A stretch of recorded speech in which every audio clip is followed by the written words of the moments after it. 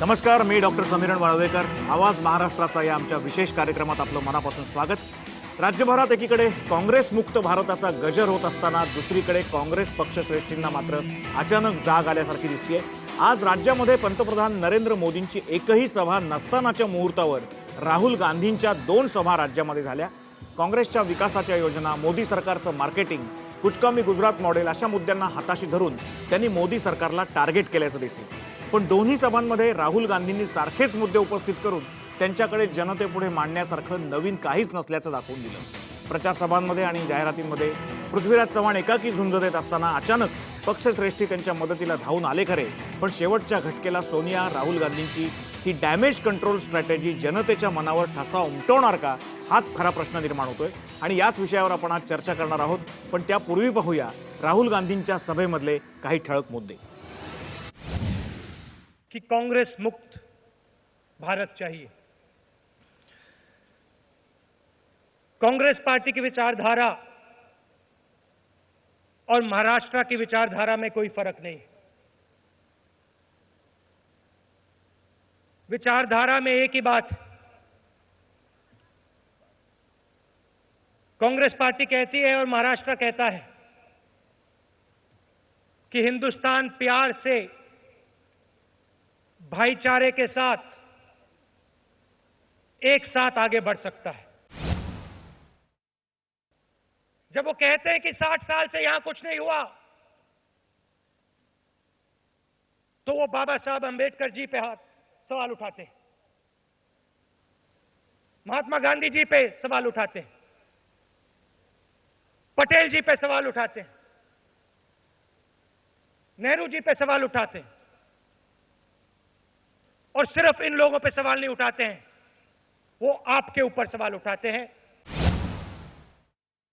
एक ऐसा आंकड़ा नहीं है जिसमें महाराष्ट्र बाकी प्रदेशों के आगे नहीं। मगर बीजेपी के नेता यहां आते हैं, कहते हैं भैया महाराष्ट्र को मैं गुजरात बनाना चाहता हूं। अरे भाई, आप गुजरात से आगे हैं। प्रधानमंत्री जी को अमेरिका जाना था। अमेरिका की कंपनियों ने उनसे कहा कि देखिए, काम कीजिए, हमें अपनी दवाई हिंदुस्तान में बेचनी है। आपकी जो प्राइसेस हैं उसको आप खोल दीजिए। हुआ क्या? जो गरीब लोग दवाई खाते हैं, डायबिटीज की दवाई, कैंसर की दवाई, अलग अलग दवाई महंगी हुई। आने वाले दिन में आपको पता लग जाएगा। जो दवाई 8,000 रुपए की होती थी, कैंसर की दवाई जो 8,000 रुपए की होती थी, 1 लाख रुपए से ज्यादा की हो गई।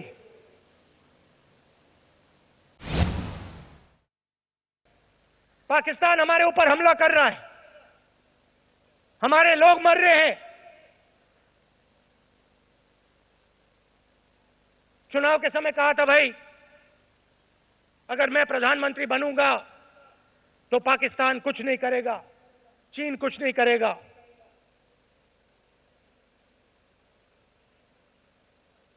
कहना आसान होता है,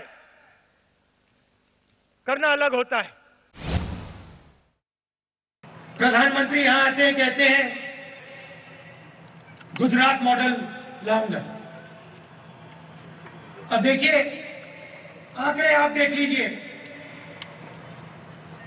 आर्थिक प्रगति, शिक्षा, स्वास्थ्य, मुझे एक आंकड़ा दिखा दीजिए जहां महाराष्ट्र पीछे है और गुजरात आगे है। आप देश में सबसे आगे पहले नंबर पे हो। सिर्फ एक फर्क है, आपके जो चीफ मिनिस्टर हैं काम करते हैं, लगे रहते हैं और मार्केटिंग कम करते हैं। गरीबों के लिए हमने प्रोग्राम बनाए, मनरेगा, भोजन का अधिकार, शिक्षा का अधिकार, जमीनी अधिकरण बिल किसानों के लिए बनाया। पुराना कानून हुआ करता था, 2 मिनट में उद्योगपति आके आपकी जमीन ले लेता था, सही रेट नहीं मिलता था आपको। हम आपकी लड़ाई लड़े, नया बिल पास किया। आपण बघितलं तर दोन्ही सभांमध्ये जवळजवळ तेच मुद्दे होते राहुल गांधी यांचे आणि नरेंद्र मोदी यांच्या सरकारवर, नरेंद्र मोदी यांच्या भाषणांवर टीका करण्याचा सूर होता। महाराष्ट्र हाच कसा पुढे आहे हे सांगण्याचा सूर होता। राहुल आणि सोनिया गांधींच्या या सभांमुळे, अगदी शेवटच्या सत्रामध्ये होत असलेल्या या सभांमुळे खरोखर काही फरक पडेल का, डॅमेज कंट्रोल होईल का, असा खरा आपल्या चर्चेचा आजचा विषय आहे। आणि या विषयाबरोबरच आजच्या चर्चेच्या उत्तरार्धामध्ये आज दुपारनंतर ज्या काही बातम्या आलेल्या आहेत, ज्याच्यामध्ये सरळ सरळ निवडणुकांमधलं लक्ष्मी दर्शन हा एक फार मोठा चिंतेचा विषय आहे आणि या विषयावर सुद्धा आपल्याला आजच्या या चर्चेच्या उत्तरार्धामध्ये चर्चा करायची आहे। पण सगळ्यात पहिल्यांदा राहुल गांधी आणि सोनिया गांधींचा हा दौरा आणि या प्रचारामधले त्यांचे मुद्दे हा आपला विषय। आजच्या आपल्या चर्चेत सहभागी होणाऱ्यांची आपण ओळख करून घेऊयात। सकाळ न्यूज नेटवर्कचे संपादक संजीव साबळे आपल्या या चर्चेमध्ये, त्यांचं स्वागत। नमस्कार। त्यांच्याबरोबरच अतुल लोंढे राष्ट्रवादी काँग्रेसचे प्रवक्ते या चर्चेमध्ये आले, त्यांचंही स्वागत। डॉक्टर राजू वाघमारे काँग्रेसचे प्रवक्ते आहेत, तेही या चर्चेमध्ये, त्यांचं स्वागत।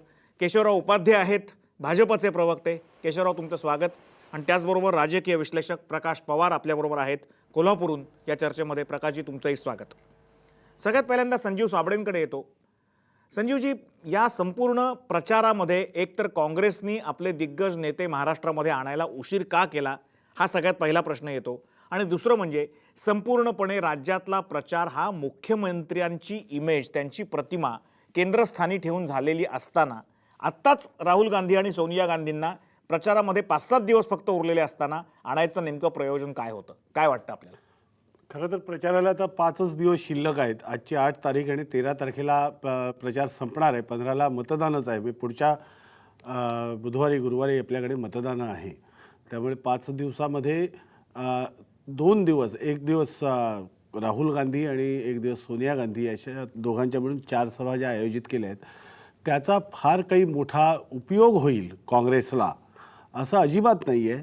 परंतु एकीकडे भारतीय जनता पक्षातर्फे त्यांचे पंतप्रधान, त्यांचे पक्षाचे अध्यक्ष, केंद्रीय गृहमंत्री आणि अनेक मंत्री राज्यामध्ये तळ ठोकून आहेत किंवा सभा घेत आहेत। असं असताना केंद्राकडनं, काँग्रेसच्या पक्षश्रेष्ठींकडनं कोणीही आलं नाही असं चित्र निर्माण होऊ नये एवढ्यासाठीच फक्त यांना, राहुल गांधी आणि सोनिया गांधी यांना बोलवायचं महाराष्ट्र काँग्रेसने ठरवलेलं आहे असं मला तर सरळ सरळ दिसतं आहे। बरं, राहुल गांधींची जी काही सभा झाली आहे, एक औसाला झालेली आहे, म्हणजे मराठवाड्यात, आणि एक महाडमध्ये। एकीकडे नरेंद्र मोदी 25 सभा घेत असताना राहुल गांधींच्या 2 किंवा सोनिया गांधींच्या 2, खरं तर जो केंद्रात लोकसभेच्या वेळेला पराभव झाल्यानंतर राहुल गांधी किंवा सोनिया गांधींनी या विधानसभा निवडणुकांच्या निमित्ताने महाराष्ट्र आणि हरियाणा ही दोन्ही राज्य पिंजून काढायला पाहिजे होती, महाराष्ट्रातल्या नेत्यांनी पिंजून काढायला पाहिजे होती, ती काही ते झालेलं नाही आहे। त्या या पराभूत मनोवृत्ती आहेत, त्यातनं ते अजून बाहेर आलेले दिसत नाही आहेत। आणि ही केंद्रीय नेत्यांची जी पराभूत मनोवृत्ती आहे त्याचा कुठेतरी फटका महाराष्ट्राला बसू नये असा मुख्यमंत्र्यांचा प्रयत्न आहे। आणि त्यामुळे संपूर्ण जे काही इमेज बिल्डिंग आहे किंवा जे काही चालू आहे काँग्रेसतर्फे, ते मुख्यमंत्र्यांना डोळ्यासमोर ठेवून मुख्यमंत्र्यांच्या इमेजचाच फक्त वापर काँग्रेससाठी करायचा असं काँग्रेसने ठरवलेलं आहे, हे स्पष्ट दिसतंय। फक्त एकच आणखी मुद्दा सांगतो की आज राहुल गांधींनी जे उपस्थित केलेले मुद्दे आहेत ते मात्र खरोखर महत्त्वाचे आहेत। त्यातला म्हणजे जीवनावश्यक वस्तूंच्या जे औषधं जी आहेत त्यांच्यावरती, त्यांच्या किमतीवरतीचं जे नियंत्रण होतं ते उठवलेलं, ते आता त्यांनी त्याचा अमेरिका दौऱ्याशी संबंध जोडलेला आहे। तो खरा खोटा ते काही सांगता येणार नाही, परंतु त्याचा एक परिणाम होणार आहे। हे त्यांनी महाडच्या किंवा औसाच्या सभेत न सांगता हे दिल्लीतनं सांगायला पाहिजे होतं आणि काँग्रेसने याच्यावर रान उठवायला पाहिजे होतं, ते त्यांना करता आलं नाही। महाराष्ट्राच्या प्रश्नावर देखील, महाराष्ट्र हा गुजरातच्या पुढे आहे हे त्यांना औसा किंवा महाडमध्ये येऊन का सांगावं असं वाटतं, हे दिल्लीतनं काँग्रेसच्या नेत्यांनी बोलायला पाहिजे, ते होताना दिसत नाही।